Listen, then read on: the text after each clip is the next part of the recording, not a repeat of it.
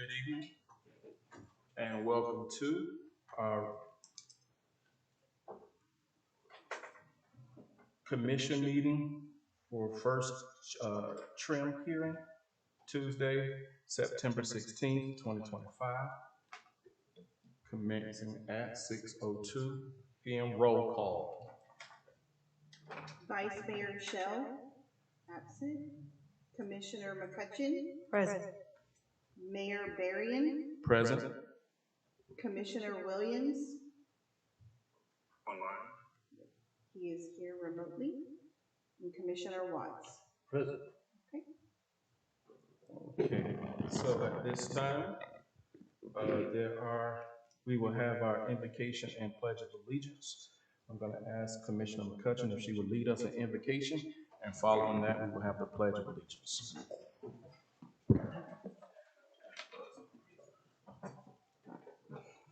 Heavenly Father, we come before you this evening with grateful hearts for an opportunity to stand before you and your people to present, O Lord God, our budget for the fiscal year 2025-26. We ask, O Father God, that you give us wisdom, insight, and oversight for the matters at hand. We also lift up our fellow commissioner, Jim Scale, this evening. We ask that you grant him good health and a speedy recovery. And we give you glory and honor for all things that shall be done and said in decency and order in this place tonight. In Jesus' name we pray. Amen. I pledge allegiance to the flag of the United States of America and to the republic for which it stands, one nation, under God, indivisible, with liberty and justice for all.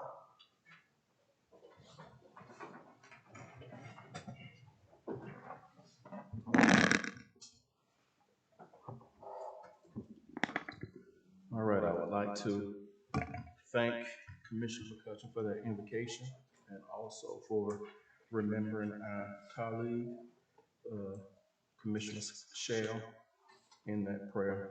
And I join her in that sentiment that he recovers well. So with that being said,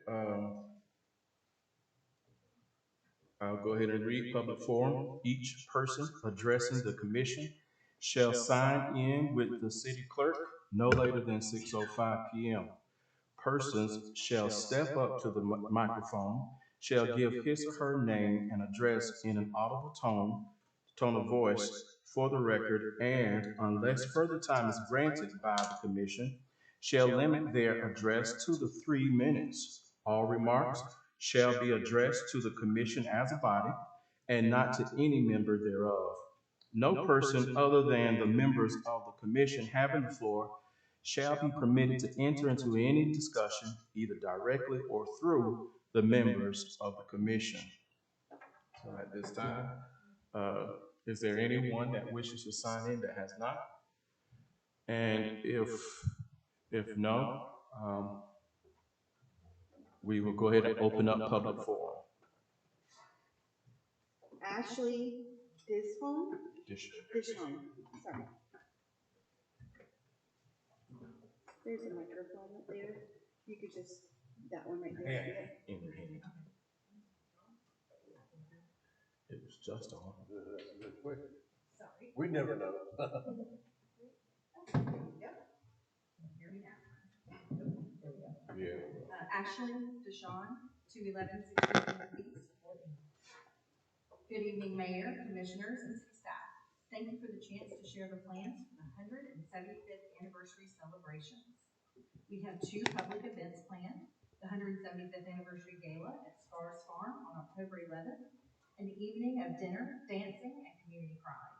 And on November 15th, meet me at Museum Park, a free, family-friendly Heritage Day at the Historical Society downtown, which will include music, food, reenactments, and other special activities. Planning and fundraising for these events move forward quickly. Volunteers, sponsorship outreach, and logistics all began in earnest. I wanted to wait until those key pieces were in place so I could present you with a clear picture of what these milestone events will look like. As you know, the city generously committed $25,000 to support the celebrations. Your leadership set the tone for others to follow, and it helped us build the momentum needed to secure sponsors and community support. Thanks to the extraordinary success of our fundraising team, I am pleased to share that the city's commitment now be responsibly reduced to $15,000. This will still honor the city's important role in the celebration while following the additional funds raised from outside sponsors to carry more of the weight, which specifically allowed us to offer tickets at a remarkably affordable rate of $100, especially with the everything included per ticket. It's very common for communities to plan celebratory milestone events for their citizens. In fact, municipalities typically plan their own events. For example, the following communities held similar galas or will hold similar galas this year. Port Richey is hosting a mayor's ball. Deerfield Beach is holding a centennial gala dinner. Flagler Beach established its centennial committee and has scheduled a gala. And Boca Raton is presenting its party of the century, a black tie gala and community awards celebration. These are just the gala examples in our state this year, where those municipality leaders have supported celebrations that reflect civic pride, heritage, and unity. In fact, they have planned multiple additional events throughout their year to interest citizens at all levels. On behalf of the planning committee, volunteers, and proud Fort Meadians, thank you for your support and leadership. Together, we are ensuring that Fort Meade's 175th anniversary is celebrated in a way worthy of its history. Thank you. Thank you very much. Thank you. Yeah.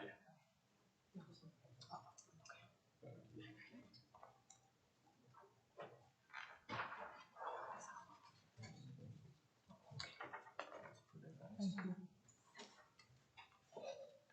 Thank you. All right. Michael Vines. Michael Vines.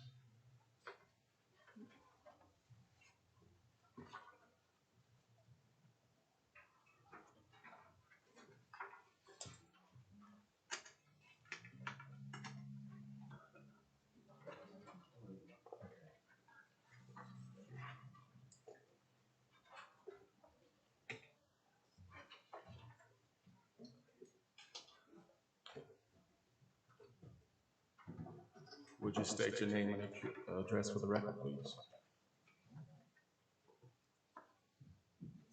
Good evening, my name is Michael Vines. I work with a company called TPX Communications. My address is 1652 Roadway Line. My reason for coming in today is that TPX, we are a current vendor for the city. We currently actually manage our communication services for the city. So that means all phone systems.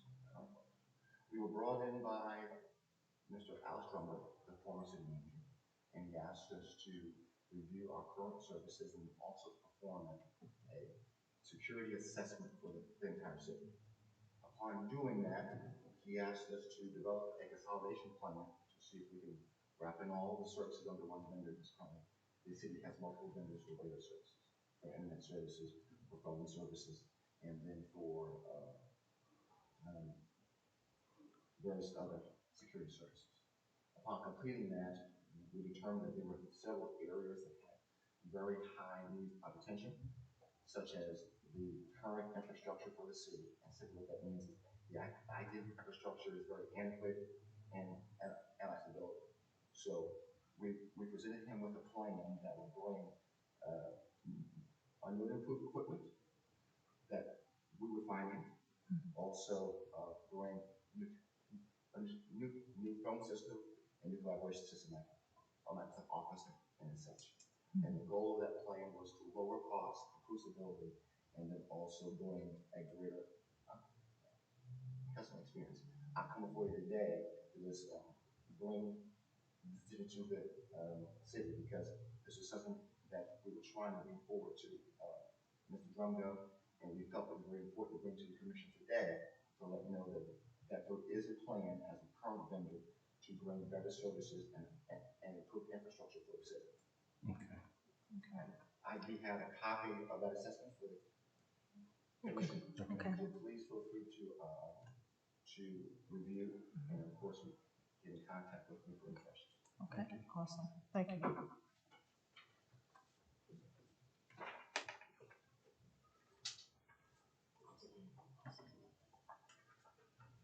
Thank you. Anyone else? Nicole? Thank you, sir. No, sir. That's it. Okay, so if nothing further, at this time, we will close public forum. Thank you again.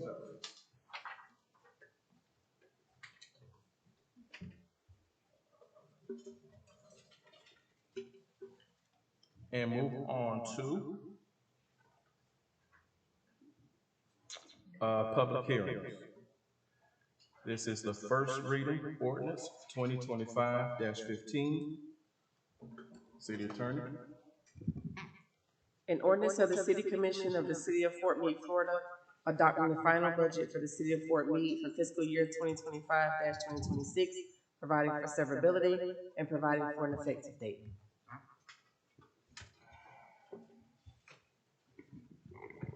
All right.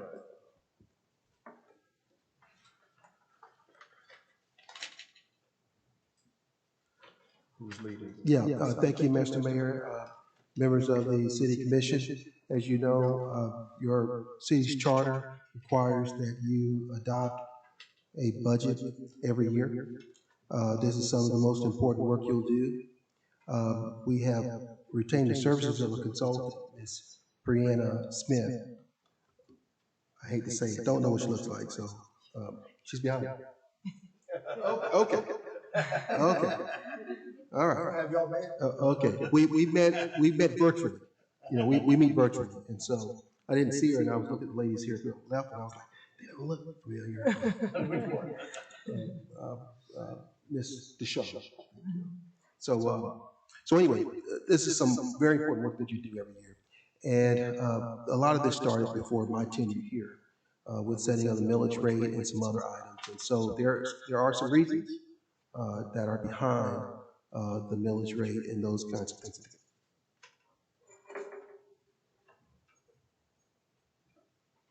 Yes, I'm on the right item. Yeah, so without further ado, we're gonna have Ms. Brianna come up and kind of walk through some of the challenges that we've had compiling the FY 26 proposed operating capital budget. So, Ms. Brianna? You have Address from here because I have notes here. Okay. So with your millage, while the ordinance is at the first reading, you're required by state statute to adopt your millage rate first prior to the budget. So if we have any questions about millage, we'll want to address those now before we move on to the budget because it has to be adopted in that order. So for fiscal year 2026, your proposed millage rate is 9.45. We had discussed in the budget workshops that we tried to balance the budget at a lower millage rate, which was your prior year millage rate at 8.5, but for many reasons we were unable to do so. So at this time, management is bringing forward the 9.45 proposed millage rate. There are some reductions that we are currently discussing and hoping to bring back by next week, but as of this evening, the recommendation is to keep the 9.45 as proposed on the first reading. Any questions or statements for Ms. Brianna at this point?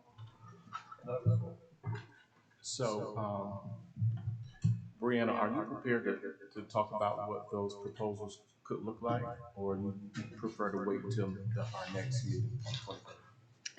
We do have some discussion points that will lead us in the direction of some of the things that we're looking at, so we can bring some of those things forward this evening in our discussions on some items that I asked management to please look at, and some that they have looked at on their own and brought forward that could possibly be reduced. Whether that will ultimately lead to being able to reduce the actual millage rate is unclear tonight, but we'll have that answer before next week. Okay. All right.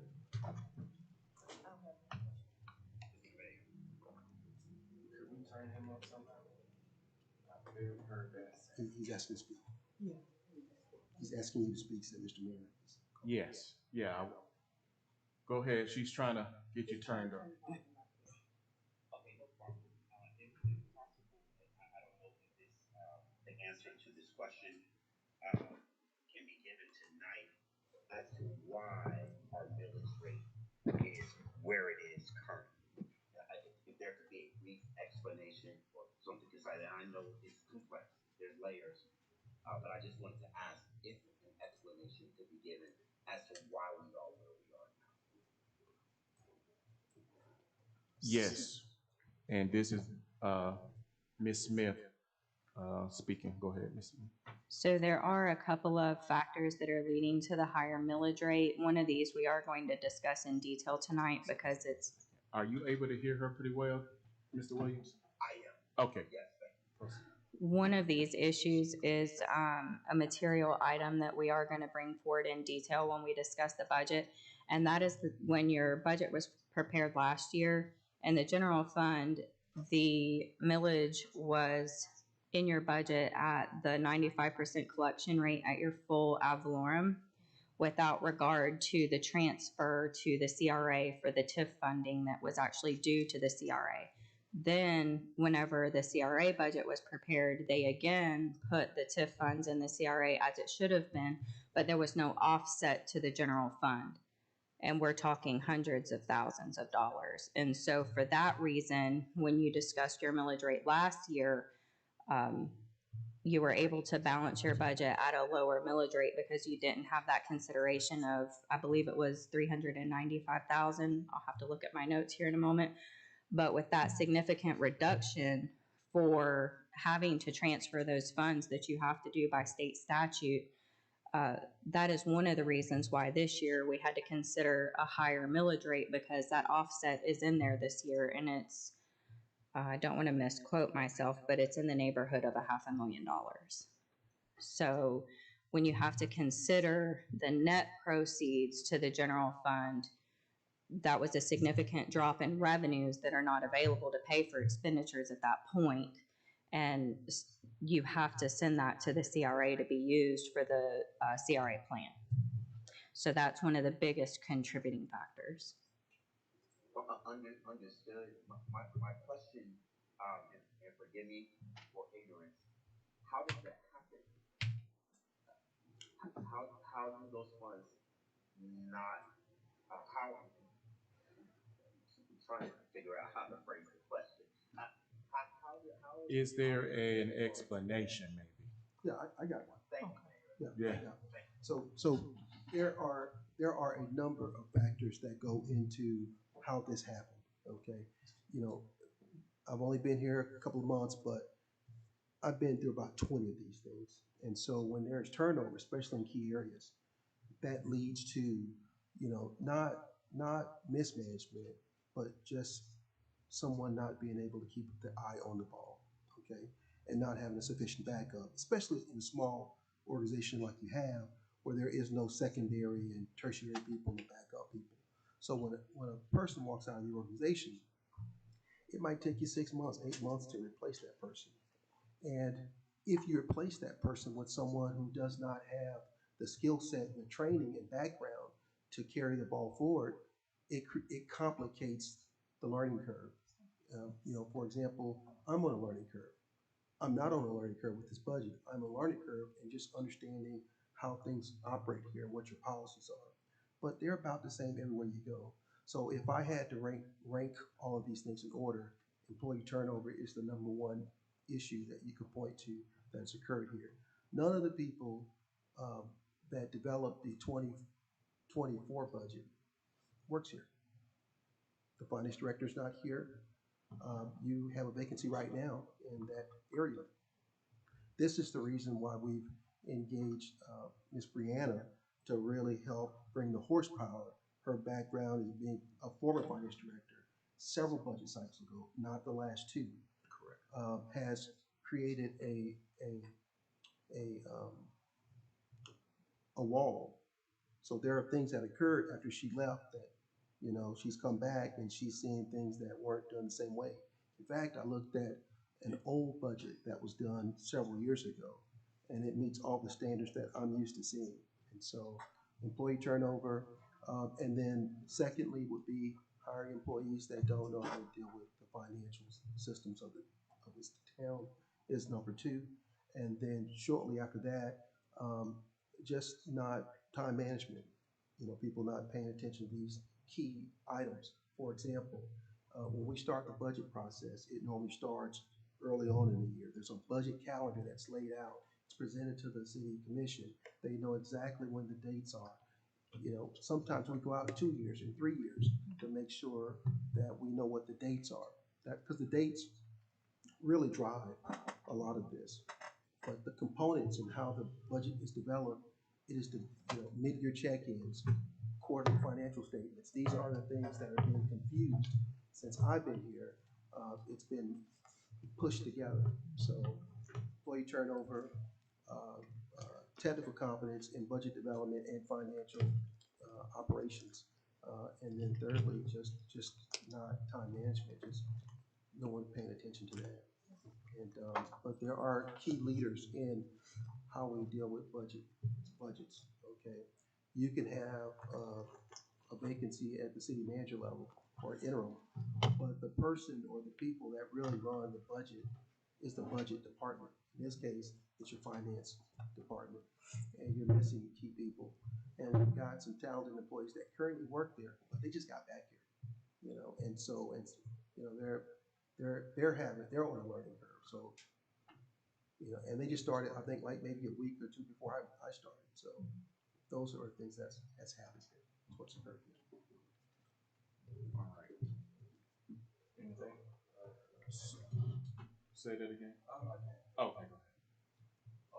If you would just bring your mic down. And good evening. Right now, I'd like the city manager, could you explain me in the book here, your wage package total? Got 220,000 or 130,000 salary. Does that include all your benefits and operations, or is it? I mean, it's all, it's personnel, salaries, that includes fringe benefits and all. I know, right now, we've got 9.45 millage rate based on this part now. The rollback is 8.2435. And one of the biggest things we didn't hear in that last comments, and I won't argue those, because they're good, but the outrageous wage salaries. We've got the top heavy shelf, the top 4 of top 5, and I got breakdown information that will lay out some of those out in comparisons with the other cities in the area, which we rank them, if not the highest, close to it. Or two of those 5 groups. Are you referring to wages? Yes, sir. Yes, sir. On the top 10 positions. Man, it's in that chart there. I got y'all got a copy of a while ago. And in a peer group, within a peer, compared to the other cities. Yes. And it shows, you'll see the values high. Now, I do know that in the past budget, there are going to be some differences in this book that I didn't have before that. I did have the latest budget, so we get to the earlier. And I tried to update my figures, my charts, my diagrams, whatever, and it made me a little difference. I had your total package at 231,000. And now I do see that there's a cutback in here, but a lot of it is in areas that might be, or the top positions are all above the averages in my peer group from the chief. Right. There are hidden benefits, operating lines or fund transfers. There's a hidden cost. That makes it hard for citizens to see where the money is going. Comparing Fort Meade to Avon Park, Bartow, Lake Wells, Mulberry, Winter and Lake. Even then, we had benefits and help operating costs for those cities. Fort Meade is still the outlier. We've got positions there that if we had to spend that money, I'd rather see it go to people on the ground. That much. We could roll back to 8x24. I offer a rollback solution, rolling back to 8.245 to 435. That would cover the ad valorem deficits, the some to spare, and we can roll back to the rollback rate. We'd be in good positions. I have further information, further details, if anyone wishes to take the time to read. I spent a lot of hours on this, and I can support these numbers. But we can lower the tax rate on the citizens. That's what I heard everybody in the meeting last time. They cried. We would like to lower taxes. There's no reason we cannot run back to 8.2435. Thank you. We'll let you look at the details of what I'd like to see it. And if there's anything wrong with it, let me know, please, like I told you before. Yes, sir.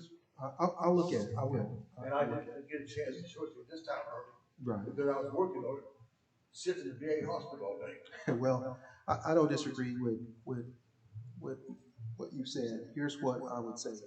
You know, when you look at, you know, figures or salary comparisons with other jurisdictions, there are other things baked into the budget. Okay? So you have to really go in and see what the actual wages are of the folks and what the benefits are. And I would tell you this, I just don't believe you pay more than Lakeland or Bartow or any of those cities for a city manager. I'm actually in the market. If you go to the Florida League of Cities, they put out, you know, information. Cities that participate tell them how much they make. It's not a secret. It's all public record.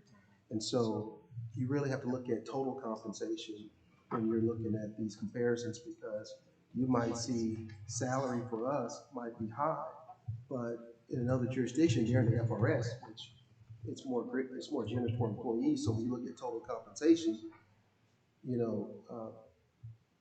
know, things could be higher here and not higher other places. So you can't just look at wages. I don't think the wages are competitive around Polk County, and I'm not sure about their retirement plans. I know the one that you have now, the retirement you have with the Florida League of Cities. Before the former fire chief left, he had done some back of the napkin analysis on retirement. So he told me that the Florida League of Cities retirement is more than what we would pay if we went with the Florida retirement system. I don't know that, because I have not looked at the contribution rate schedule for FRS in a couple of years, but I know that that's a high system. It's a good system, but it's a high system. So on the retirement side, I'm not so sure you're paying a lot out there, and that you know, when we do a budget, we can take a multiplier 1.5 and tell you almost to the T how much benefits are without actually knowing the actual number. Okay, that's a budget number. If we want to get more precise, like our financial consultant, she likes looking at the backup data and looking at the details. Okay, but when we create a budget, it's really an estimate of what we think we'll spend in one fiscal year. And I don't disagree with some of your statements. You know, in fact, I'm going to look into the salary issue, but I think that you're probably behind. I do want to assure you that in my comparisons, yes, sir. we have our the budget numbers as of last one. I got the whole printout of, not the book itself, Right. this notebook, and our total package is there. And on the other cities, I look for the total benefits, Yeah. wage package, operating costs, and all those other words I'm thinking about. That's okay. Go ahead. Transportation. Okay. But and on some of them, Like car allowance or take home vehicle, that kind of thing. yes. And the only ones I couldn't find the total package, Right. I had 45%, which is 30% on top end and 15 operating, or combined 45%. Right. So that it should put us close to the 1.5. So it's a fair comparison. Right. Well, the rollback rate, you know, if I may, what we've been discussing, you know, that's how much it costs to run the operations the previous year. You just heard from the financial consultant that we did transfer the funds out of the general fund to the CRA fund. We did do that, but we kept it in two areas. We should have shown a reduction in general fund revenue side, but we didn't. So it looked like we had more money. We built our budget around that number. And so those expenses, we still have them. And obviously, you know, the $500,000 or so that the consultant is talking about, you know, it's if you drill down in that, it's CRA fund, but there are other things, contracts going up. There's a number of other factors, because we have to pay our consultants because they have escalators and increases in in their contracts. You know, a lot of them are baked into their contract when you approve them on the front end, so. There's a lot of transfers we look at, there are not a lot of transparency to. I like to know more about the mobile home park transfers. We don't see that. We don't see the hidden costs in the transfers. Yeah, so, And we should get to see the hidden costs. In my opinion, right now, and that's fine, I'm just going to represent my side. right, And I present it for people paying the income tax, Right. not board tax, that, can't afford an extra $229 on tax bill. And we got a lot of those people in the South. And I've got a breakdown in terms of what, might not be this, and now, but calculate on like $100,000 home, 200,000, et cetera, what their tax liability bill would be. It could be lowered, and it appears to me that by lowering certain salaries at certain levels to a rollback rate, we could achieve going back to the 8.2 and compensate for loss of revenue in the change, 945 to the 82435. We covered it with some extra. well, Study the numbers. I think that what we'll do, we will go back and, We gotta talk about it. yes, sir, I agree. But there's You been, told me you gonna try to shoot us back down to 86. I'm gonna try, okay? But it's, I did talk to you about reducing the millage rate, and that's still a discussion we're having right now. And I believe that we might be successful. We've got there's been some late developments in all of this, that we're gonna look at every stone unturned. We're gonna be looking at here in the next, in fact, we have a meeting tomorrow morning, I think at 9 o'clock. And so at that meeting, we're gonna discuss some of the things that Jennifer Noe, who's been tremendous in trying to help. She's not the director department, but she possesses a skill set that we need, history and institutional knowledge. Right now, that's what we need. And she's been very helpful to me and Brianna, the consultant, in getting us where we're at. So. Thank you. All we need is a few more days. Well, we got, like I said, we're running out of time, and I don't think our citizens, we're not the richest people in town. Right. In the neighborhood. And we need to work with them for a while, but they are the city. Right. We don't, the reason why we're being cautious about what we say, Yes. because the public is here. Correct. And if we start throwing out numbers and Yes. specifics, and we haven't vetted them, you know, it can create its own problem. So, you know, my uniform advice is, if we don't have information, let us get back to you so we can talk turkey, okay? And that's what our plan It's is. also called transparency. It's called transparency. So our meeting is tomorrow morning. Brianna, right? Our meeting is tomorrow morning. Yes, sir. Okay, all right. So we have a meeting tomorrow morning. There are a list of things that Jennifer Noe and the finance guys have come up with, I've looked at it. I think is doable, but that's why we got our consultant here, so she can go through it and say, yep, no, and that kind of thing. But we'll be bringing back some things that may not just be straight expense reductions. It could be a way we move money around, that type of thing, but. Now, in response to that statement, I haven't looked at what you prepared outside of this right here. But I will know, I'm not sure if you were able to have your meeting with Mr. Slavin. I do. And so in talking about it, he clearly stated in his expertise that we do not pay in any way near what is average to get the kind of talent we're trying to get here. So what you just presented and what he is saying on our behalf are two opposite things.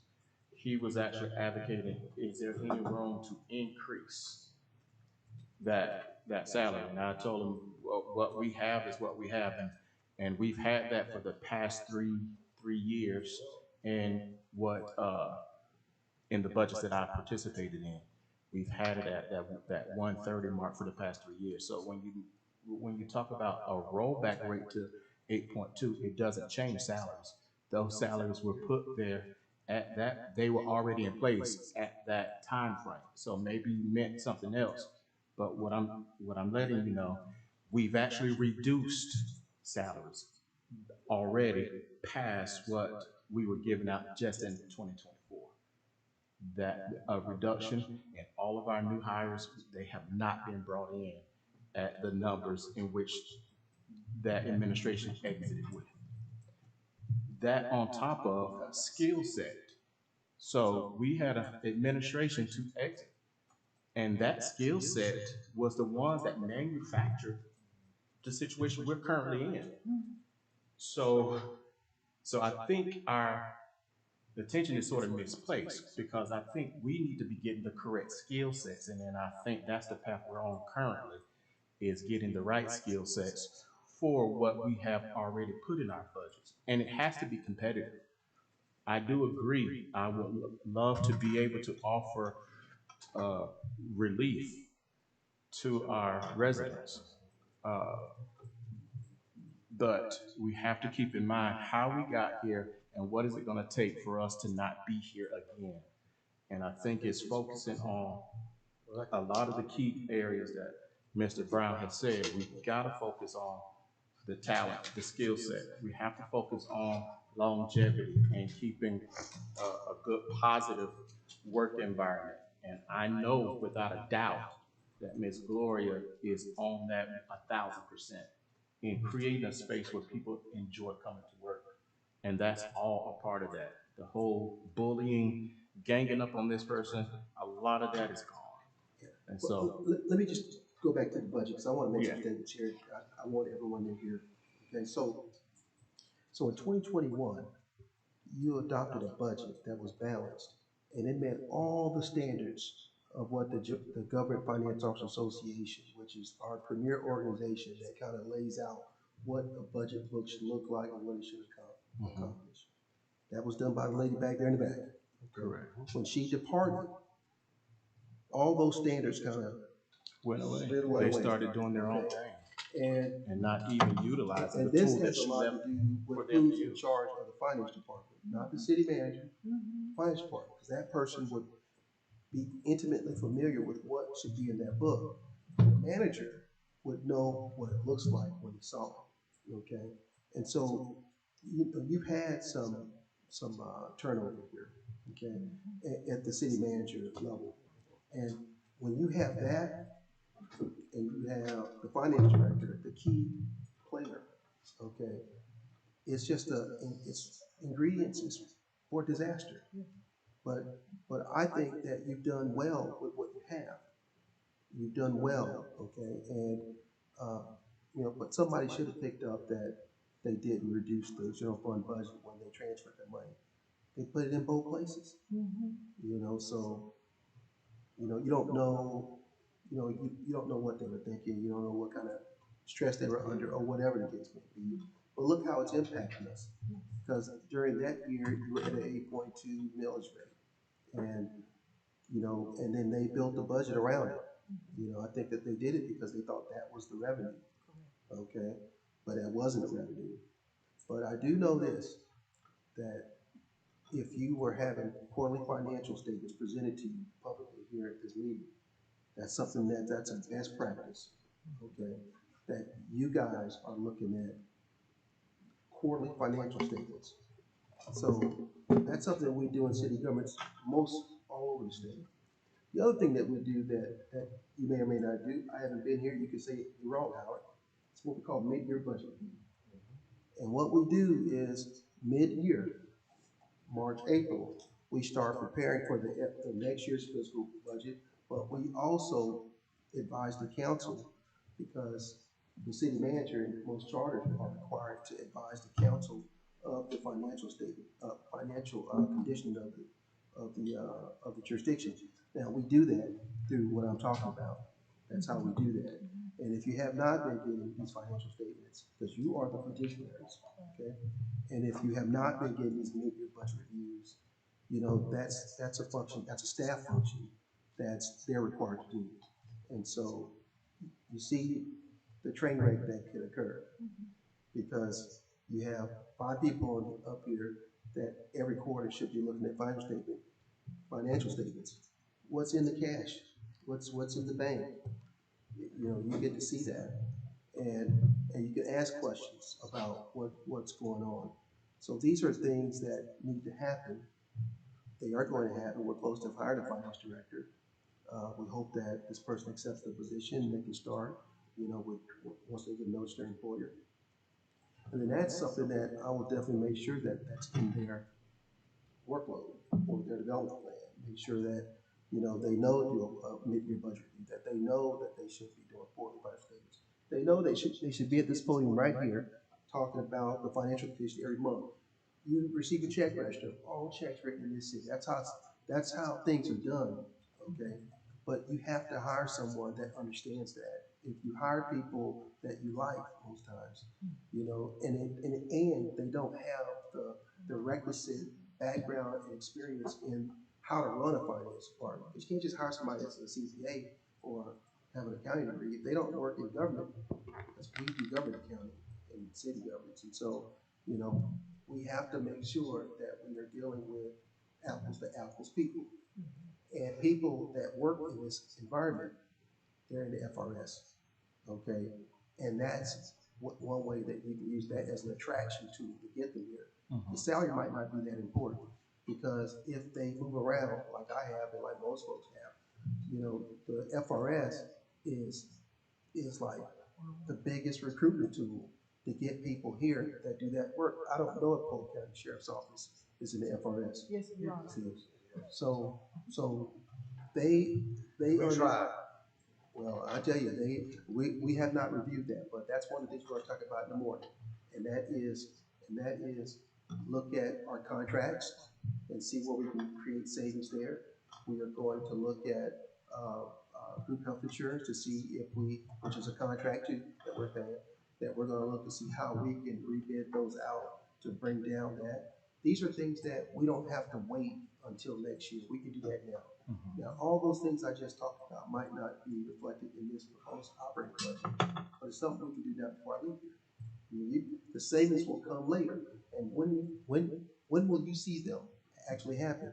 When you get your quarterly financial statement from your finance director. Some jurisdictions say sooner than that, but I think quarterly is better because you can see the movement in the accounts, because sometimes the staff hasn't reconciled, done the reconciliations on time. All this is stuff that needs to be improved here, okay? So you might see that we've hired or retained some contractors to help us speed up these reconciliations. They're important to do. We gotta do them. We are doing them. Right now, we have a company that we brought on to do them, and I think that Brianna is gonna help expedite that or do some of it herself. So we have a plan of action. You're just now hearing about it, but trust me, we're discussing these in my office and their offices, and we just do a better job at talking to you about it. And that's what we're doing tonight. And so we meet tomorrow, and hopefully we can meet somewhere in the middle. We'll work on it. Give me something to work with. Yes, sir. I would like to respond to Mr. Mayor Variance. I had the same talk with this lady. And then I pointed out this favor. We're the smallest town, not the smallest town in our area. We can't expect to have the same level of wages as Lakeland, Bartow, Winter Haven, much less greater. And that's what it was showing. As we're doing their budget items, the budget posted, and what was ahead and what future. The numbers I have, I'm confident there may be some difference by them, but not by law. But we had that same discussion, and we can't afford these kind of figures. It's unsustainable where it's going. And this one or the other handout over here, I go back 4 or 5 years. 21, 22, 23, 24, also close 25, 26. So they were accounted for. The growth factors there, the wage factors are there. The wages have been controlled. My We only can't afford to pay what they're paying. my only response is we can't afford not to have top faculty. How you gonna pay for it? We have to pay for it. We have to pay for the talent. If we don't, listen. So if we don't pay for the talent, then we're going to be doomed to repeat you're gonna get what you pay for. So are you saying you would rather have somebody that does not have the skill set to come in at a certain level just to do that? And then we have these mistakes, these errors, you refer to it as a clerical error. Uh, so what, yeah, I was referring to the quote in the paper. We were referring to, yes, they quoted you as saying clerical error. But no. I'm regulating all of our conversations on talent and what we're paying and how we're gonna reconcile. Do we as a commission choose to go after the talent so that we avoid having a clerical error that could cost us $120,000? You see what I'm saying? So we're paying one way or another. So we should pay for the talent to erase all of those errors. Let me ask you this, don't you have to pay what you get, if you get something, you gotta pay for it. That's If right. you don't have anybody to pay for it, how do you get it? We have to make these tough decisions. You have to get the best that you can. Yeah, I can speak to recruitment. Because I know, I see a lot of this in other parts of the state, but here in the state of Florida. And so in the panhandle, they're dealing with what you're dealing with right now, salary, okay? You know, we just hired a city manager in the city that I worked with as a consultant. And in that city, there was this thing to pay somebody over $125,000. Now, that's not a lot of money. It is a lot of money in some places, but they were willing to pay this person $160,000. And so they ended up getting someone who should do a good job, you know, but they have no management experience. Okay? And so when I say management, I'm not talking about like private sector management, because I know people that say, well, I was a retired admiral out of the Navy, surely I can run a city.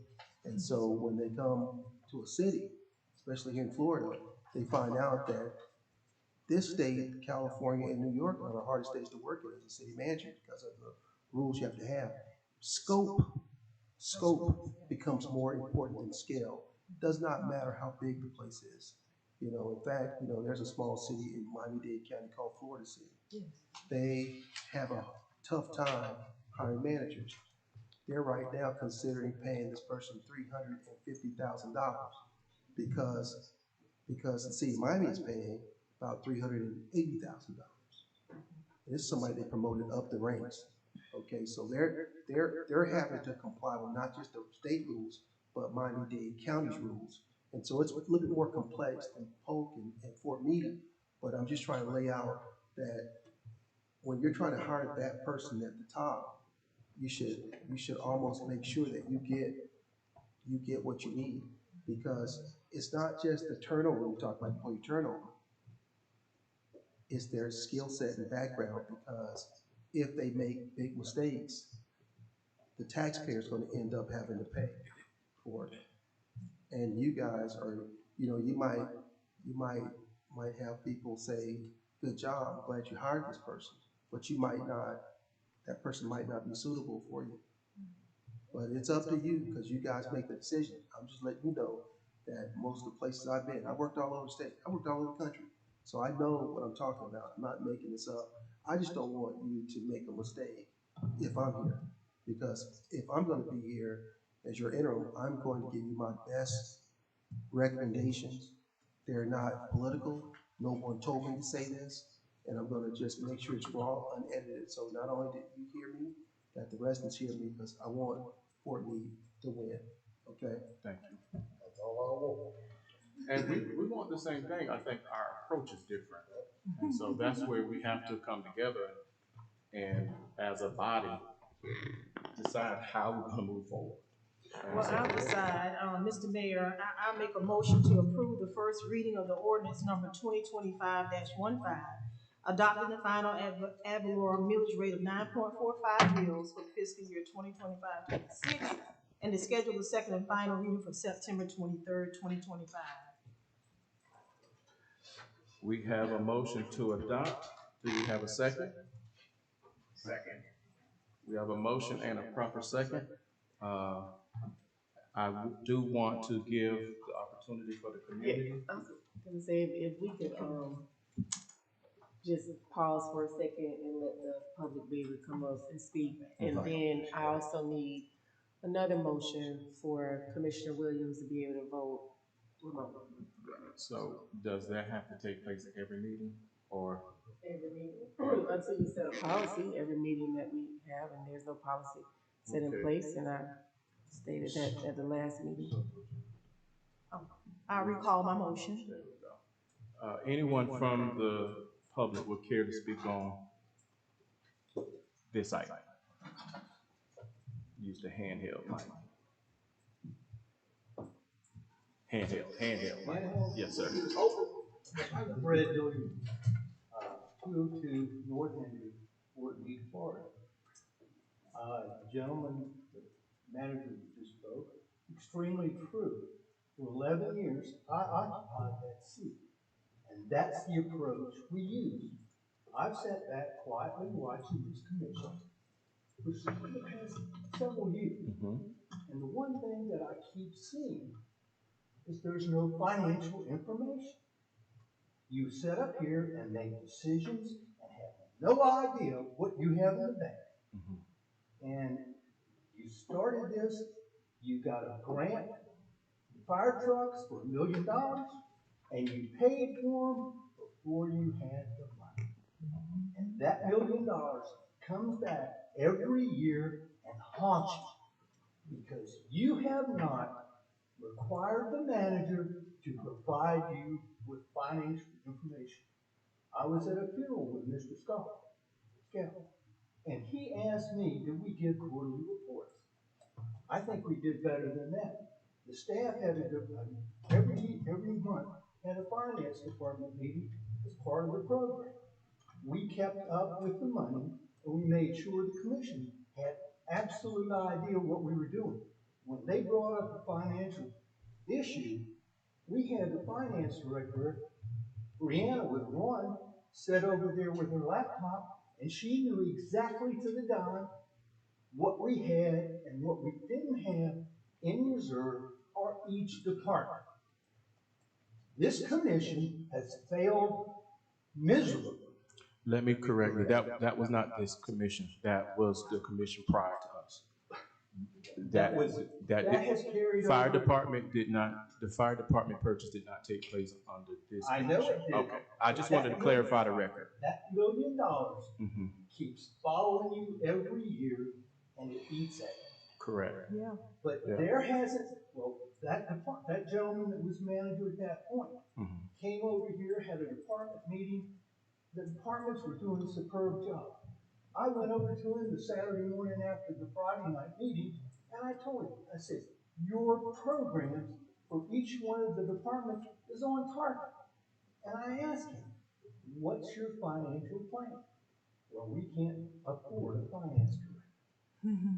That right there made the snowball, and now it's getting bigger. I would disagree. The snowball started way before that. It's when I first took place in office, and this is not to go back and forth, but I just need the record to be correct. We were dealing with trying to fund a volunteer fire department. And I made the comment at that time, we're kicking the can down the road. At that point, those purchases, none of that had taken place. I went out of office and we come back in. That's when there all of a sudden show up all these multiple fire departments. I just want the record to be clear that the current makeup, there's only one individual that was here during the time of that, well, two, during the time of that particular purchase. I wanted to be clear because we have individuals that will take these messages and then turn around and use AI and put up all kind of responses to it. But I wanted to clear the record. You can clear the record. Thank you. But I can tell you, for the 11 plus years that I sat in that chair, we had issues with the budget, no doubt. But we also tried to keep it in line, and we tried to utilize the resources we had on hand to make sure we provided the services we could at a cost the citizens could afford. And it's not necessarily this commission, Correct. but this commission, the predecessors to this commission created part of the problem. And I will also argue that there are individuals who would disagree that during that 11 years, that we did a phenomenal job in managing it. You know, everyone has an opinion. I am not saying that I did a phenomenal job. Okay, What I'm saying is, I inherited issues. I mean, when I came here, FFPA, the rates were high, the city based its budget on the electric department. We made steps during that period to do a fire assessment fee, a stormwater assessment fee. So we took some of that money that we put money back in the general fund, and we put a program in that everybody helped pay. Okay? Okay, Thank you. thank you. Now, I'll entertain a motion regarding, was there anyone else that cared to speak on this particular item? If not, I'll entertain a motion to include Commissioner Williams in our voting tonight. Mr. Mayor, I move to allow Commissioner Williams to vote via, what is it? Teams, via Teams. We have a motion. So we have a motion on the floor with a second to record the, to allow Commissioner Williams to vote via Teams. If no further discussion, all in favor signify by saying aye. Aye. All opposed, like sign. Let the motion reflect 3-1, motion carries. All right. And now we'll go back to entertain the motion on the rate. Mr. Mayor, I move to approve first reading of ordinance number 2025-15, adopting the final ad valorem millage rate of 9.45 mils for fiscal year 2025-26, and to schedule a second and final reading for September 23rd, 2025. We have a proper motion on the floor. Any, do we have a second? Second. So we have a motion and a second. We've already had discussion on this item. All in favor signify by saying aye. Aye. All opposed signify same sign. Aye. Motion carries. Moving on. I lost my paper. There we go.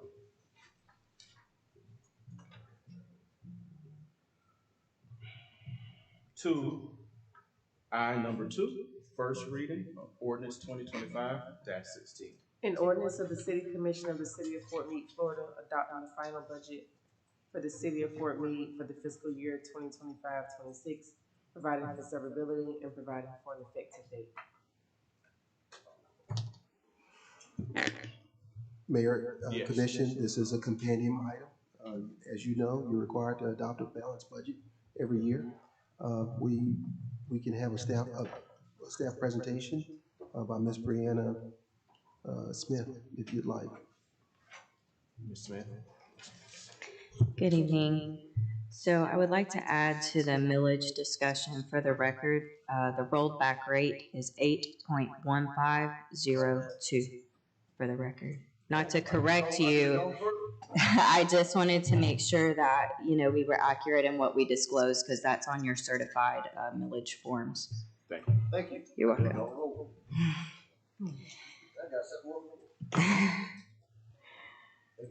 You're welcome. So first tonight, there are a list of items that your interim city manager has asked that we discuss. So I want to let you know what those items are so that we can go through those items. And of course, if there's anything else within the packet or the budget that you have questions about, please let us know. So the items that he's asked us to discuss specifically tonight with you are the CRA TIF transfer, which we've talked about a little bit, your internal service charges, the purchase of the brush truck for the fire department, to discuss your mobile home park and how your transfers are handled there, to discuss a position for an employee that requires a little bit of background from staff, to discuss employee turnover as well, which I believe he's already touched on that in great detail, but if you would like to revisit that, we can. Okay, Yes, no. why don't you start with the CRA payment and work your way down? Okay. Brianna? Yes. So your general fund revenues, what is typical in your general fund budget is that your ad valorem is usually one of your largest, if not the largest, revenue coming into the general fund without regard to grants, because grants can be multi-million dollars, but recurring operating revenues that come in, it's usually one of your top earners for the general fund. So with that said, and as we were discussing, last year there was not an offset for the amount of the CRA TIF funding to be transferred to the CRA. So that number in the year that you're in now, fiscal year 2025, was $395,714. When we were reviewing the activity in your general ledger to look at your activity in your current fiscal year and your prior fiscal year that's being audited right now in preparation to make the budget that we're looking at, I noticed that the transfer had not been made. So I believe in July, you received an agenda item at your CRA meeting to discuss this transfer, to make sure it was made, and to ask graciously if we could waive the penalties and the interest on that to get the funds moved. So we've done that, we've accomplished that, and then looking at that is when we found there was no offset there in your general fund. This year, the offset is $542,850. So when we were discussing this with management, I asked that we create a separate line item within your budget that specifically shows this amount of money, because it is a material dollar amount. And I believe it's important to show what the net proceeds to general fund are separately from your CRA, so that in the future, hopefully we will not see that what you experienced in the budget that you're in now would occur in the future. So we have done that. That is the numbers that you are looking at for fiscal year 2024 and 2025. And this is your required transfer. Do we have any other questions on that transfer or how it's being presented? No.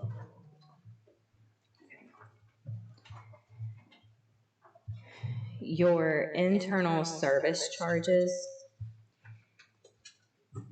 going back several years with the city, several years ago, there were just transfers to the general fund. These were operating transfers in lieu of taxes to keep your tax base low and to create a balance. That was the general consensus of the city at the time. At some point in the last several years, there was an internal service charge created within your budget to further support the operations of the general fund.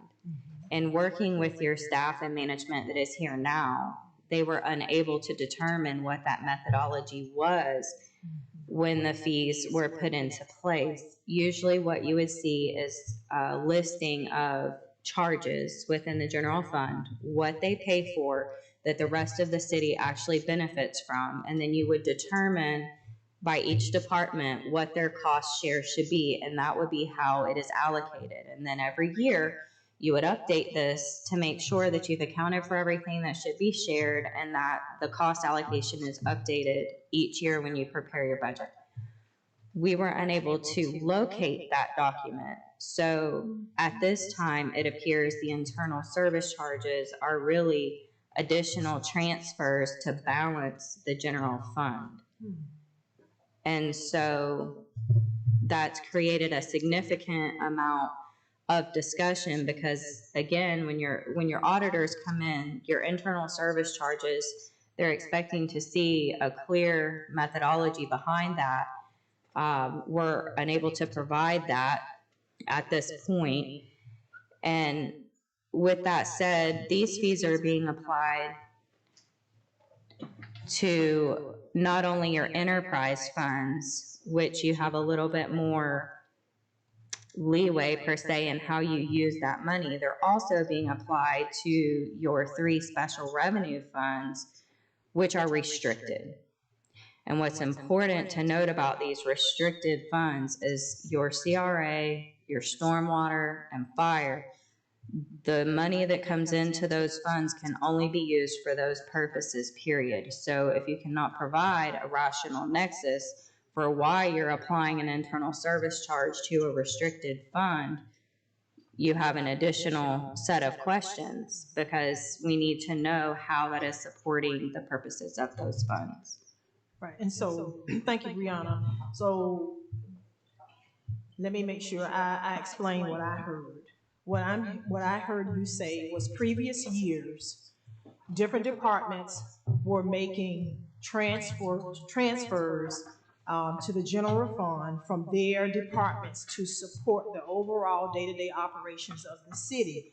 But you have not been able to find a written policy or procedure that explains the why behind those transfers.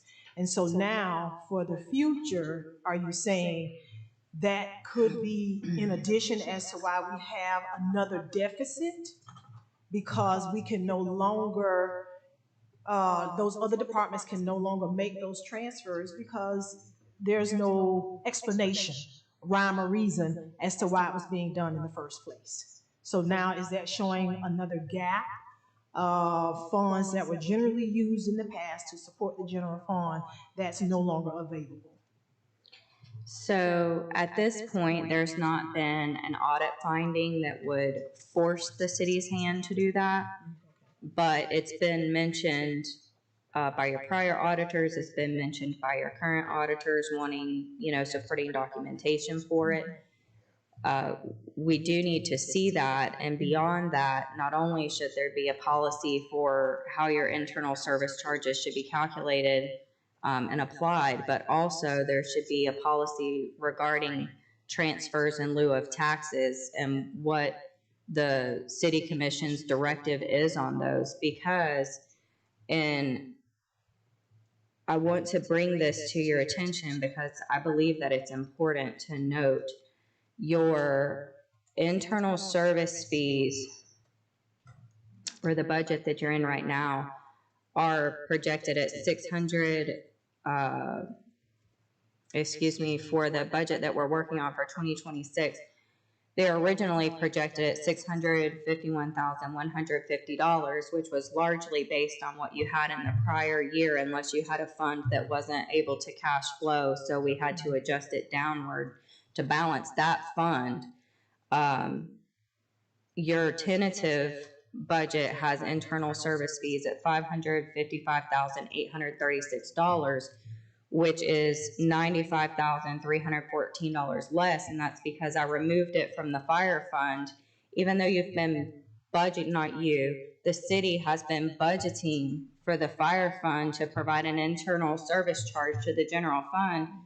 The fire fund is unable to balance itself and has not been able to balance itself for years. And so if it cannot balance its own budget, how does it have $100,000 almost to transfer to the general fund? You're borrowing additional money to send it back. Right. So I took it out. It's no longer there. But in addition to that, your transfers in lieu of taxes are $1,223,457. $1,223,457. In addition to that, your tentative budget is also projecting to need $558,730 from reserves just to balance the budget as we see it today, which is unusual. Yeah. And the total of those non-operating revenues we just talked about is $2,338,023. And if you recall, that is more money than what you're bringing in on ad valorem. You're bringing in a net ad valorem in the general fund of $1,436,750. That includes the offset. Without the offset, and the total that comes into the city is 1.9 million. But regardless of that, the reason I'm bringing that to your attention is it's unusual to need that level of non-operating revenues to balance your regular operating budget in the general fund. Yeah. Well, let me say, make a statement here, because I want you to know that it is, the budget is not, Brianna's good. Appreciate her commentary. But we're trying to develop a budget for FY '26. And so the transfers are the issue. There's no science behind transfers. So that's where it's coming from. Revenue is revenue. Not every community, the largest revenue is general fund. Sometimes, in your case, it's the electric fund. It are the other funds, other proprietary funds. And so, we can set a policy on how much we're going to transfer from those funds to support the general fund, because they do. They do. What we're talking about is how much and what's a scientific way of doing it. And so we haven't had an audit finding. We're preparing the budget. And so it's something that we definitely need to look at. We get a finance director, they work with Brianna, and then they can help bring focus to that area. So, these cost allocation plans on how much, that's something that needs to be improved here. I'm not so sure you're going to do it tonight, but it's something that we need to definitely develop a policy for. But you're like most cities in the state, you have declining revenue. Okay, you either borrow the money from a bank, or you borrow it from other funds that you have. And you have a way of showing how those funds support the general fund, which is our most flexible fund. That's the fund we pay our bills out of. That's the fund we do most of our business in. But there is, if you look at a pie, I wish we had I'm certain that we'll get to this next year or in the mid-year, a pie of how the funds are spent. So you can see clearly that general fund is not the largest fund that we have. And you'll know exactly how many employees that we have here. These are the kinds of things that I think I may have mentioned one time before in the previous meeting, that there's some things that you need to keep your eye on, and those are the things, okay? The transfers, that's just one leg. It's the CRA payment, it's the no rhyme or reason for the transfers, and then there's other factors. And so that's nothing that we're gonna that's not what we're looking into in the morning, to try to get the budget down, the general fund side of the budget down, because the budget is $41 million and some change, but not all that is general fund. And so transferring funds from other funds is fine. You can do that. You're authorized to do that. It's just it providing a nexus to a relationship to what it's being spent on. It's got to make sense. And so I believe that some of it makes sense, some of it doesn't. We don't have the proof, okay? But again, this is a budget we're preparing. We're not preparing a financial statement, okay? Go ahead, Dan. So with that said, that was what I wanted to speak about with regard to your internal service charges and transfers. Do we have any questions on that? Yes. Mobile home fund. Yes. Where do you propose to transfer from this year? Let me go to your mobile home fund.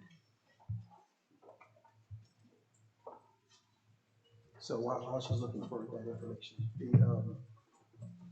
I know that at one of our meetings, it was stated or said or pointed out, indicated, I don't want to put words in people's mouth about what we talked about, but we did discuss something about the mobile home fund. And after the meeting, I later learned that the restrictions that you had imposed on the funds were repealed at a later meeting. Okay, so, how we use those funds, there was an ordinance that was adopted that repealed the restriction of those funds. So I just wanted you to know that, 'cause I think we talked about it being restricted and only the interest could be used or something like that. There's an interest being going to the fire department.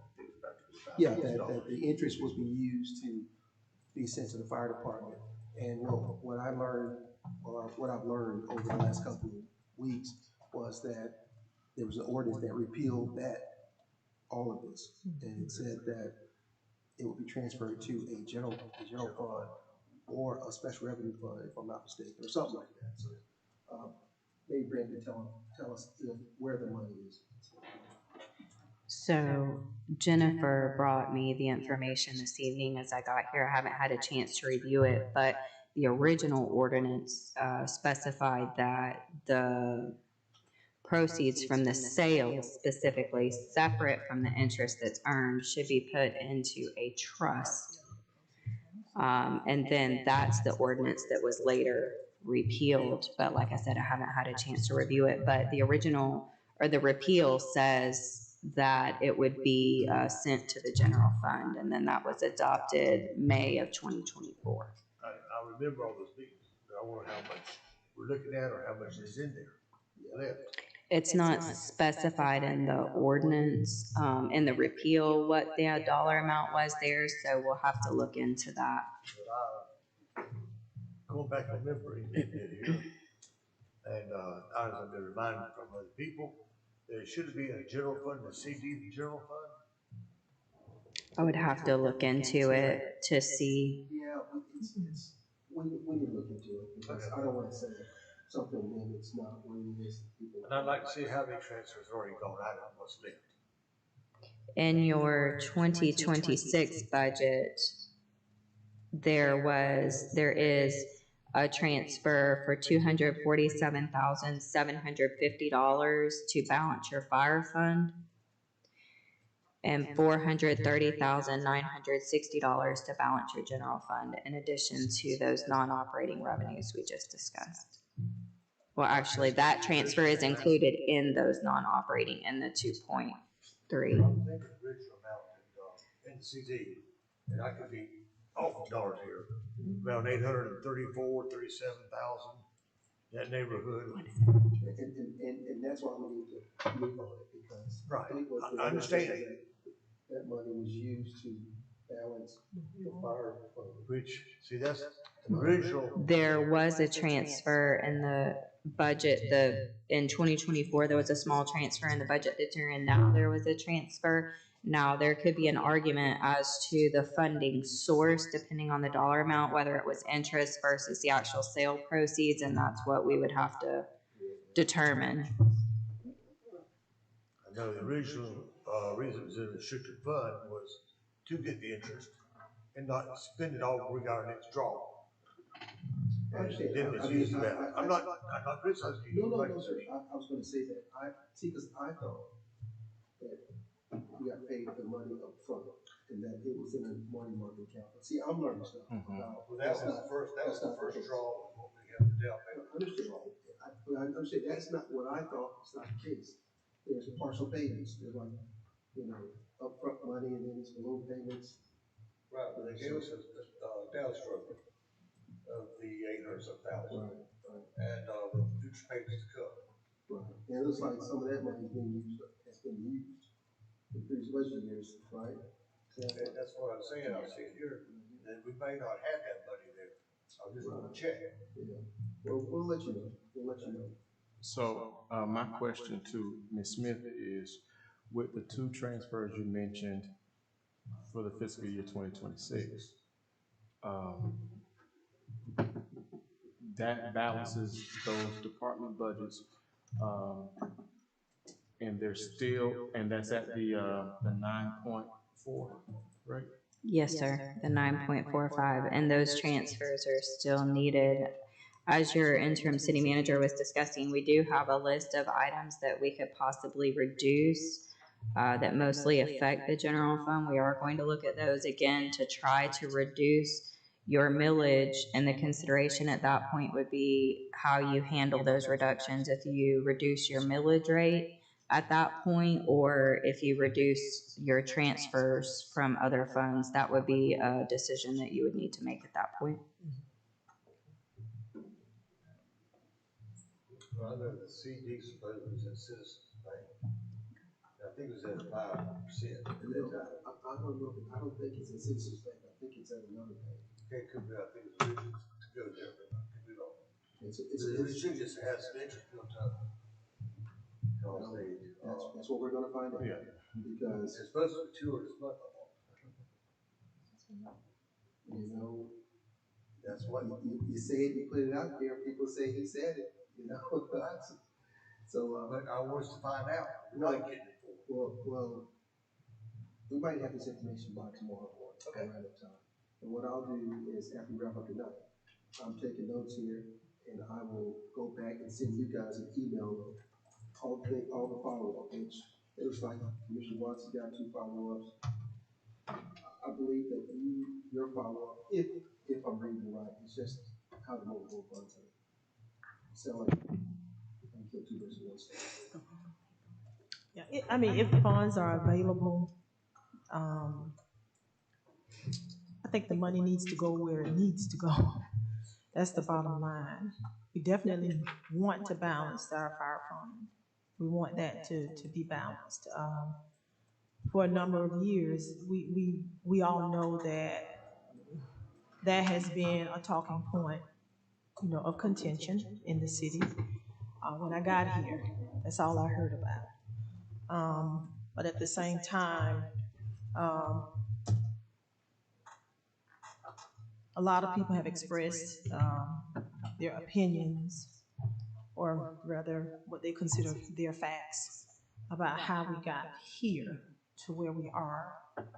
And from what I'm hearing is, well, I know for a fact it didn't happen overnight. And someone wants to point the finger to blame. But it's obvious that the lack of, when you left Ms. Smith, we haven't had anyone in that role that was qualified to do that role. And as a result, deadlines and requirements were not met. Even with city managers that were here for extended periods of time, those things were still missed.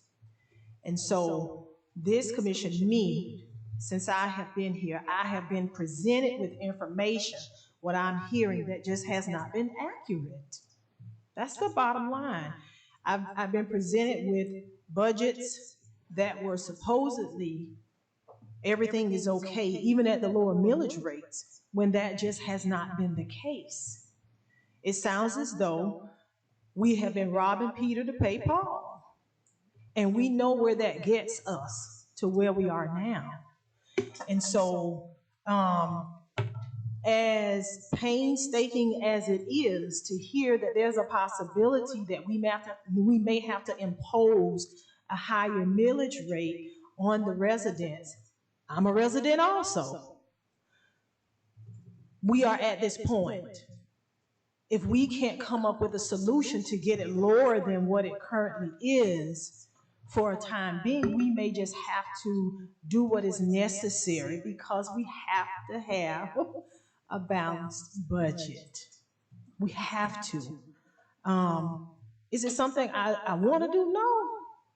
I'll admit, I don't want to pay higher. I do not.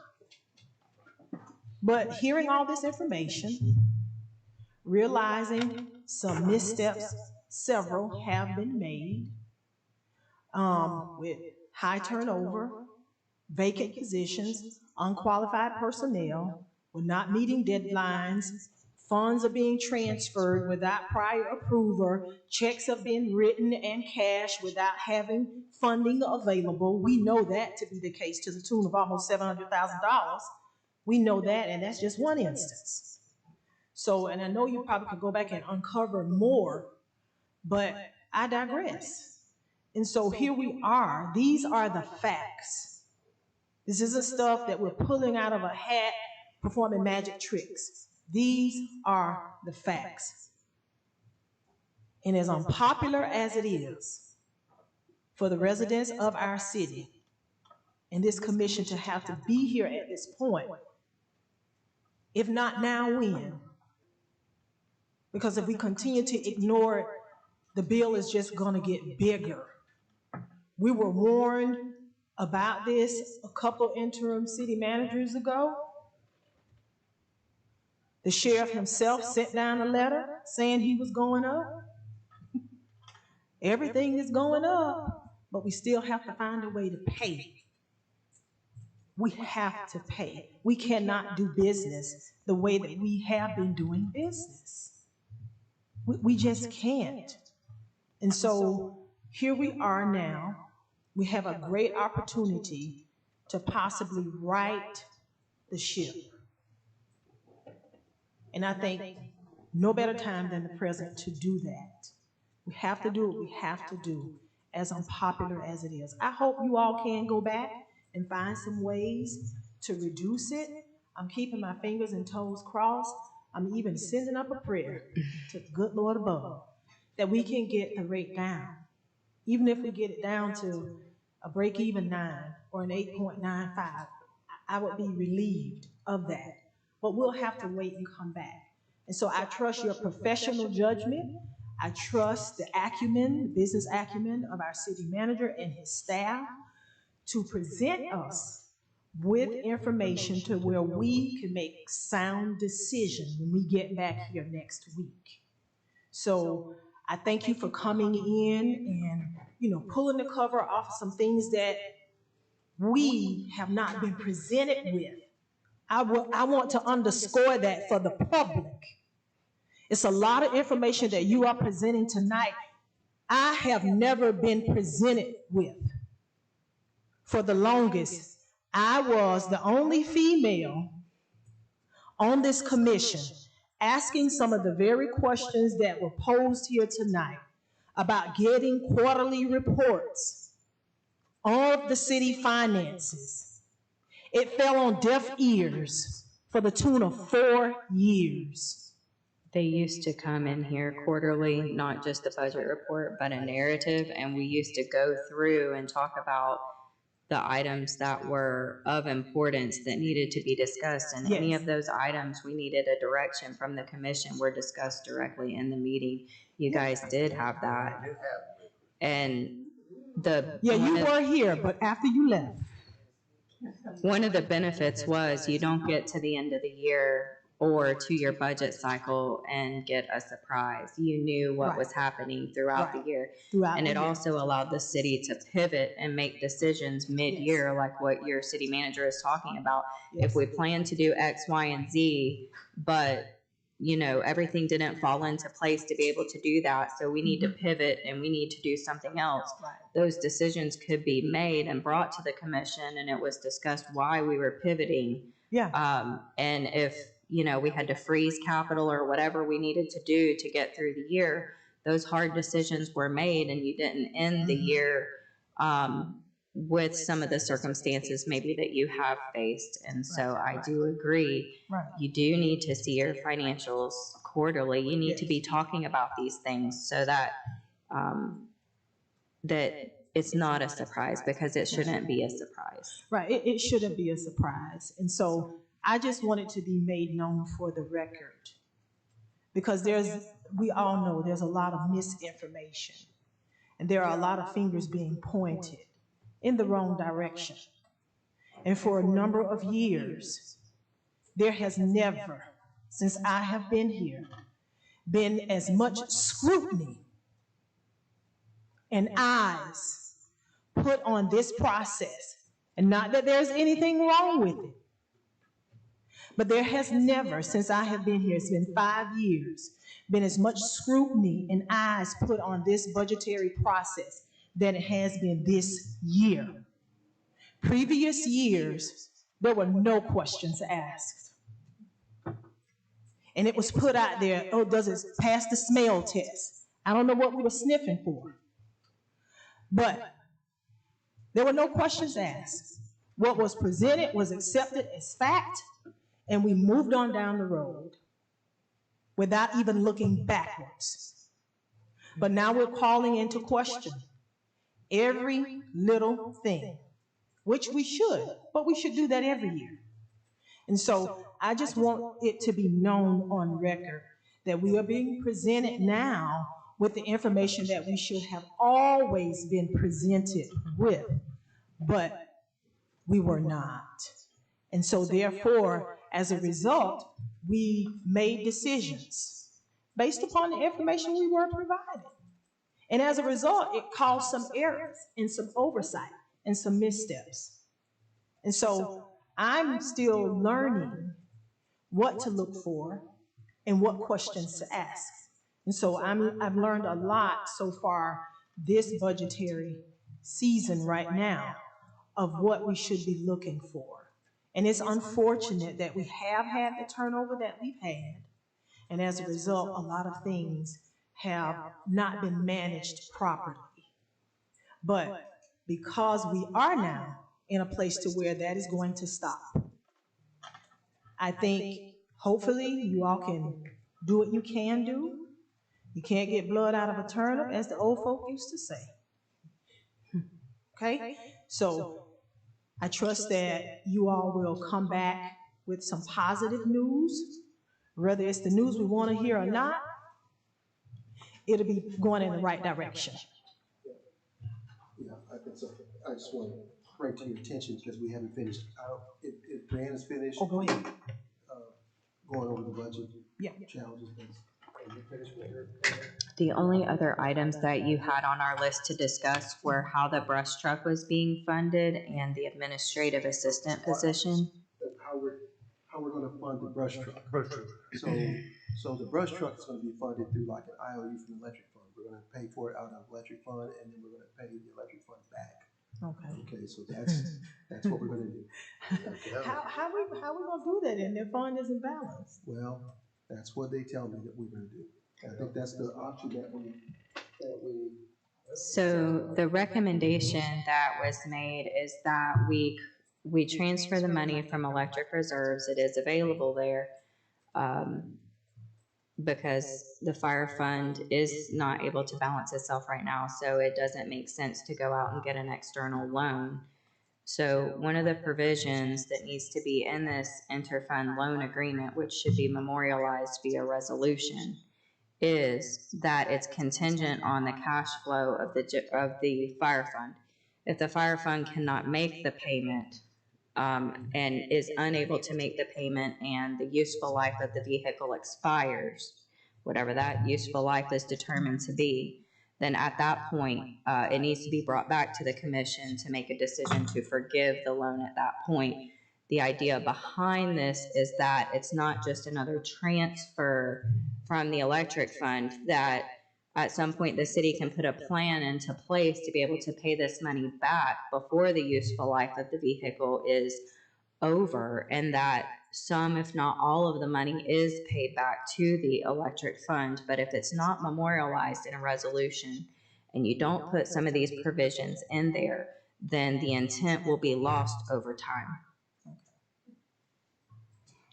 And then what we discovered was there was a position that wasn't formally ratified. So it was budgeted for, but what we discovered was that it was a reclassification where the person's job title changed.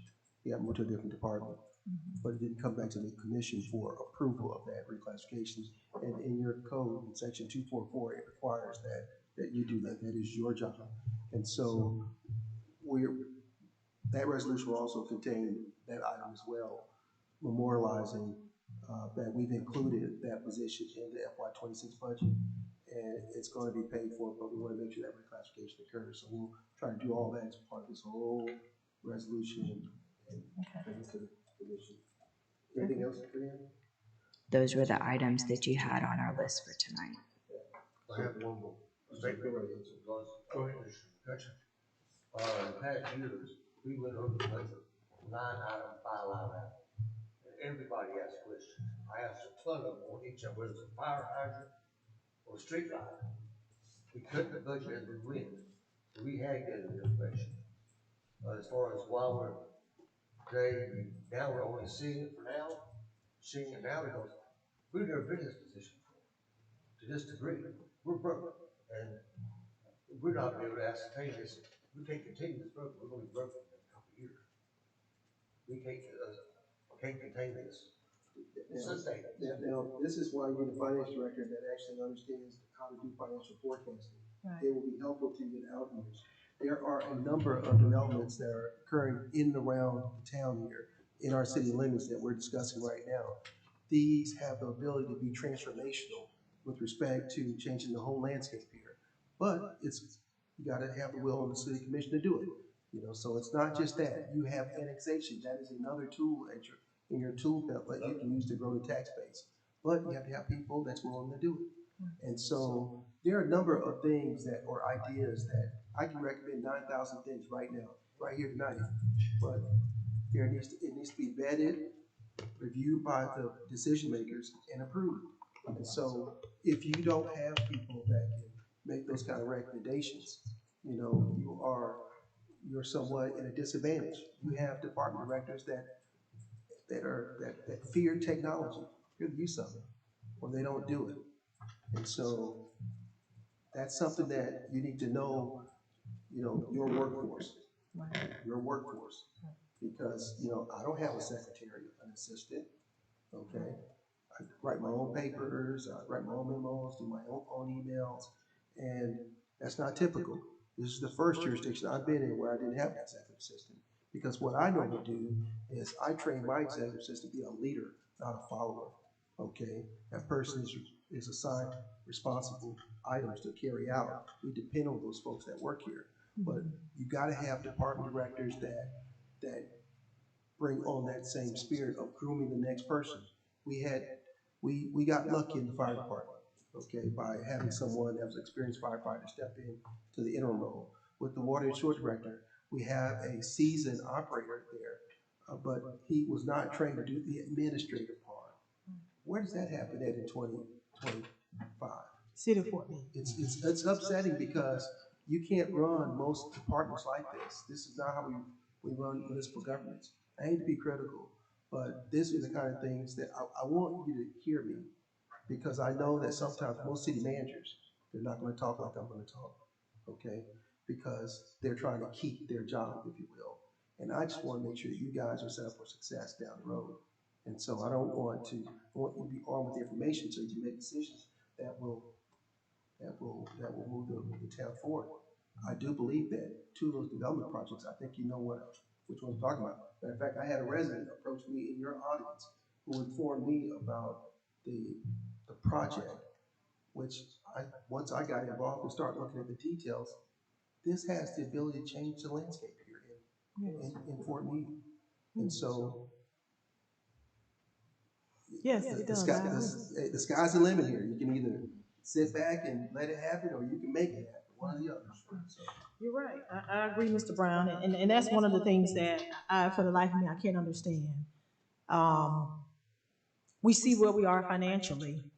We see we have an opportunity to generate revenue that will eliminate a lot of the burdens that the residents are carrying right now.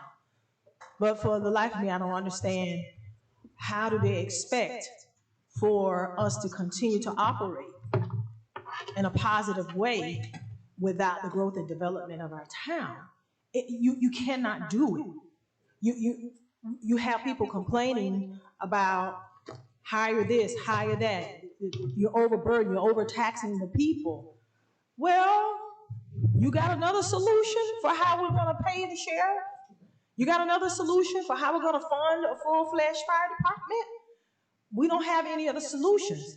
But the solution that we are presenting, you have residents kicking back on, saying we don't need it, arguing about, ingress and egress. The solution is in front of you. Yes, the solution is in front of me. We are a diamond in the rough, and we have a perfect opportunity to enhance our town and to relieve the citizens of the burden of overtaxing them. And so I think we're in a perfect position now to be able to do that. And that's what it's going to take.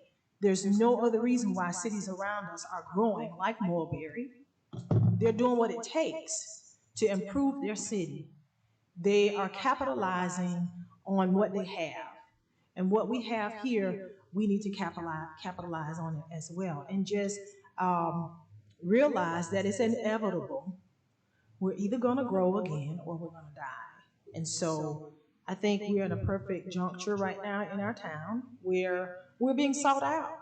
And so if we can just get this one thing right, get the right person, you know, at the helm of our city manager and fill these key vacancies, I think we will be okay. We will be okay. I'm hopeful. Well, I mean, I think it makes sense. Right now, you have a redevelopment officer that works for the city. You need that. Yes. So what I've done temporarily is pushed her into economic development. Sounds like it's the same thing, but it's not. Two different worlds. Okay. And so, you know, right now there's been no study. Most small towns say, well, I'm tired of spending all this money on study, Mr. Brown. Why do we need to do that? I want to see dirt moving. Well, you cannot see dirt moving until you do the study. Okay. And a lot of times when the residents are sitting in the audience, they don't know it takes that to inform that. And, you know, it's an intermediate step to get into the development project. And so, you know, one of the things that I looked for before I came on board was I knew kind of what was going on here just by looking at the website, looking at your audience and all that. But we need someone to focus on economic development. Right now, we have Ms. Johnson. She's working on redevelopment. Okay. But there's no one person here focusing on that. Now, I would say this. Everybody sitting on the dais should be a deal maker. Okay. You should be able to go out with your connections and start talking about why someone should site themselves in Fort Meade. And then you'll have someone on staff that you bring it to help carry out what you guys have discovered. Doesn't stop that person from being out there doing things, but it takes everybody in economic development. And I'll share this. The project that I'm not going to talk about is a project that I did when I was in East Point, Georgia as their manager. And I know the financial part of it. So this whole place can change in 2 years.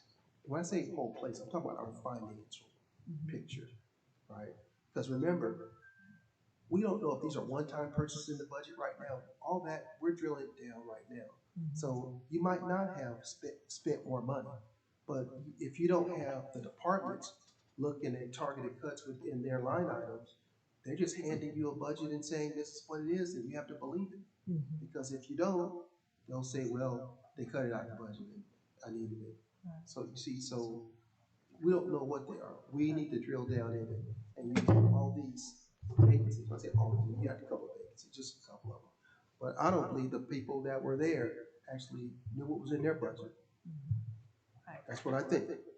Okay? Because most department directors, they know what's in their budget and not just what's in the line item part of it. They know what the one-time purchases are. They know they can be deferred to the next year because they can't spend that money anyway in the fiscal year. But we don't know that because they won't tell us the truth. You want to call it that, right?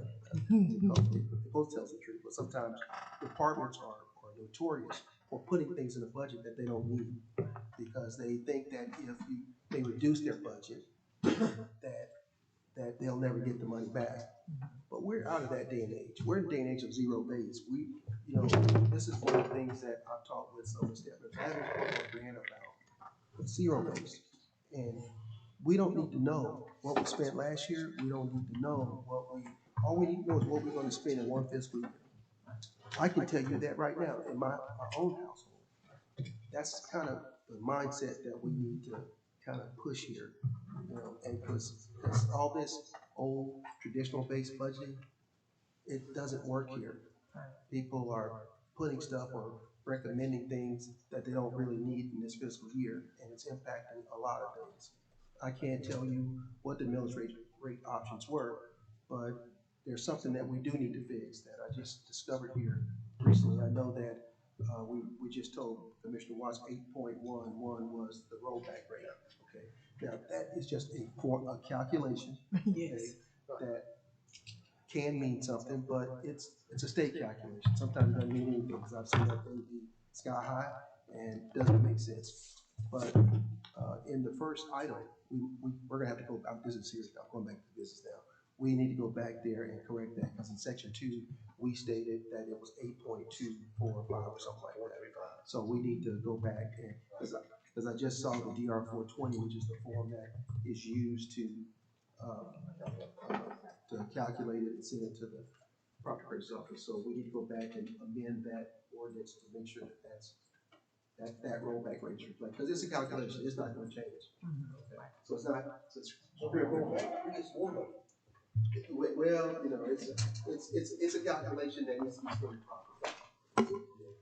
So on item number I-1, I think in section 2, it states that the military is 8.245. We need to make a motion to change that to 8.1502.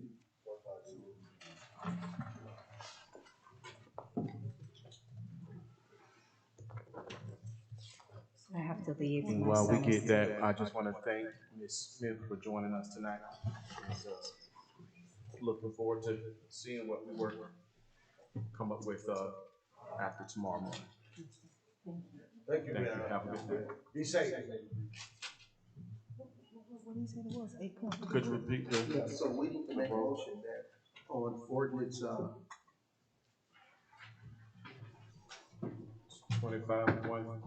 2025-15. ordinance, yes, ordinance 2025-15, section 2, we need to change that from 8.2435 to 8.1502.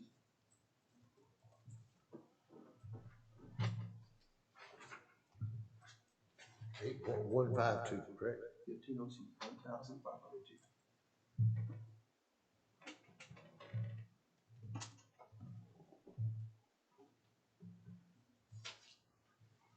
I'll entertain a motion. So moved. No, I need to know what the motion is. I'll entertain it.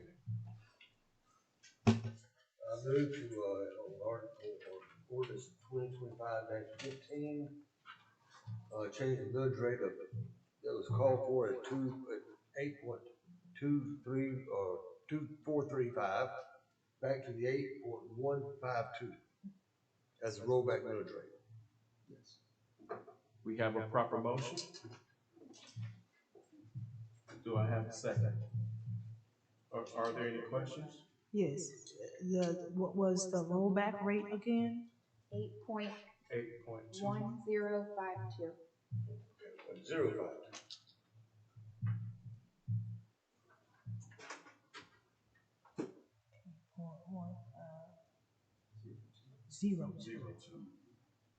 1052. Oh my God. What? What's up? It's 8.1502. Yeah, that's what I wrote. 8.15, it's a 4-digit. Yes, it's a 4-digit. No. Yes. 1052. No, 15. It should be 8.1502. 1502. Yeah. All right, we got it. 8.1502. So will he amend his Yes. motion? Yeah. I move the roll on in ordinance 2025-15. Remove the proposed at that time 8.135 to back to the 8.1502 proposed millage rate. Rollback. All right, second. All right, we have a motion and a proper second. Any further discussion? If none, I'll entertain, all in favor signify by saying aye. Aye. Any opposed, like sign? None, motion carries. Okay.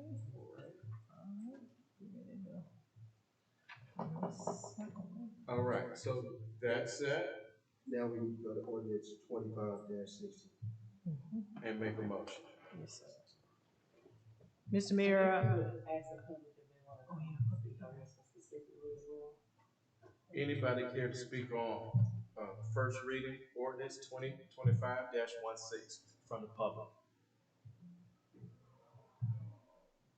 None? All right, at this time, we will go ahead and I'll entertain a motion.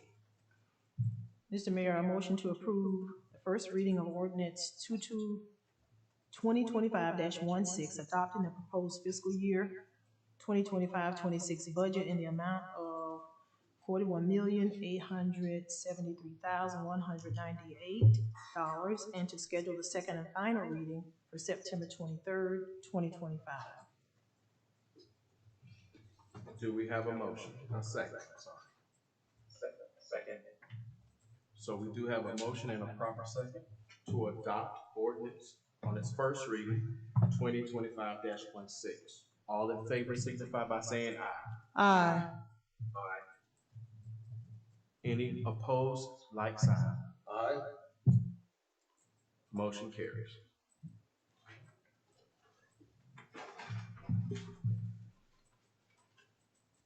All right, got through that. No old business, no new business. City manager, do you have anything to report on? Yes, I just wanted to inform the council that, we've been working with the mayor to, schedule a town hall meeting on the streetscape improvement project. Do you want to talk about this, or? Yeah. Okay, so it's going to be, it's going to be Thursday, September 25th at 6 p.m. We have put together some flyers to hand out to the business owners that are in the affected area. I think Amy did that before we had this meeting tonight. We had Olivia and them put some stuff on our website and I think our Facebook page. So, and we'll be there answering questions, and we're working on getting some drawings, some concept drawings of what it could look like. And we might have we will have the architect, the engineer there, if they have technical questions. But right now, this project will probably take 231 days from start to finish, provided there's no rain and weather, but that's kind of what once they get their notice to proceed, we think that'll happen on that same date. Gotcha. So, and with this, did this have to be publicly noticed, or? Yes, so that was given to the clerk. So she'll take care of that. So any council member wants to come, they can just show up without having to worry about a notice. We'll do that. But there won't be any additional voting on this, though. There'll be no vote taken on this. Just any one of y'all can be. It probably wouldn't need to be publicly noticed if there's no voting on it. Well, you know. Yes. Because you guys are gonna all be there talking, but legally no vote is gonna happen, but still, it does need to be publicly noticed. I'm gonna say if two of y'all are in the building, and we're talking about something that could potentially come back before you, because this would potentially. Let's do notice. I think notice is fine for. Good, yes. Because anything can happen, change order. Anything can happen. We're not gonna pay if it comes through anyway, so, no. All right, thank you for that. City attorney. No reports at this time. Commissioner McCutcheon. Oh, okay. Thank you, Mr. Mayor. I hope we took note that the Historical Society in their presentation, they did state that all they would need from the city for the celebration is $15,000. So that's a savings of 10. Yes. Yes, sir. Yes, sir. So that's $10,000 we're saving right there. All right. So I'm looking forward to the event. And thank you all, Interim City Manager Brown and your staff, Jennifer, and you all, everybody, City Clerk, our attorney, Assistant City Manager. Thank you all for y'all corralling around and doing what is necessary to keep the boat afloat. I just want to say hats off to you all. That's all I have. Commissioner Watts. I have none. Commissioner Williams. All right. And so I would echo what City Manager Brown said regarding the town hall. The purpose of wanting to have this is so that we can share with those business owners that's gonna be impacted by this. You know, giving them some sort of, notice, and so they can prepare for how to receive their, customers, so on and so forth. Thank you for working to put this together. And the other thing to that is, so I know we set the town hall, but did we set a, was it groundbreaking or something like that?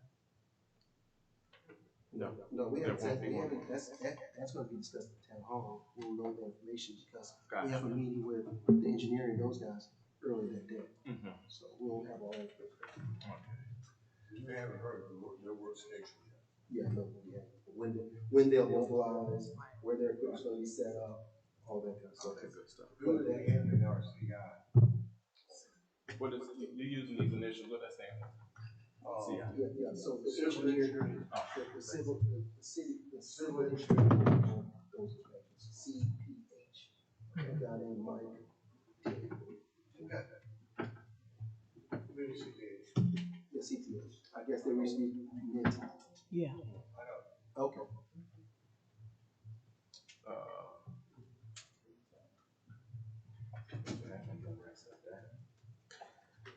So the other thing that I wanted to bring up, I did want to mention about, and I know it's a very busy time for us, is reviewing contracts and making sure that any contract that would impact our budget, that we are able to discuss those in its entirety. I can get with, interim city manager Brown and assistant city manager Wheeler on that. And without that, the next meeting is scheduled for September 23rd, correct? At 6 p.m. And then following that will be our regular scheduled commission meeting, October 14th, 6 p.m. All right, I'll entertain a motion to adjourn. Go ahead. The 23rd, I have a vehicle, my father, we'll be at 6 p.m. Okay, it's 1:45, the VA in Tampa. I should be able to make it. Depending on traffic. About to say, It's 75, already on bed. you take that way, go. That's horrible. Sometimes I'll go up to, it depends on how people do their business. There you go.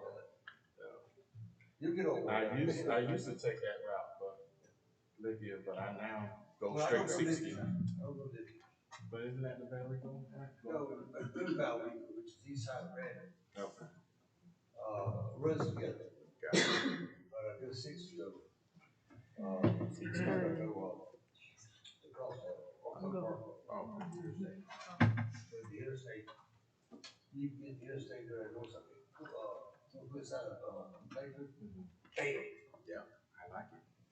And you get a VA, you don't be late. You make it much later.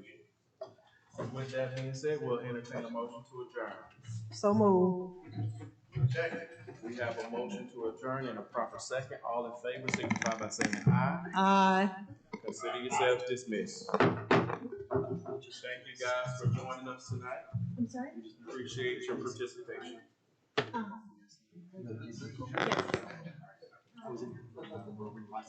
Yeah, it was after the staff meetings. Linda let me borrow it while she was at, I saw it.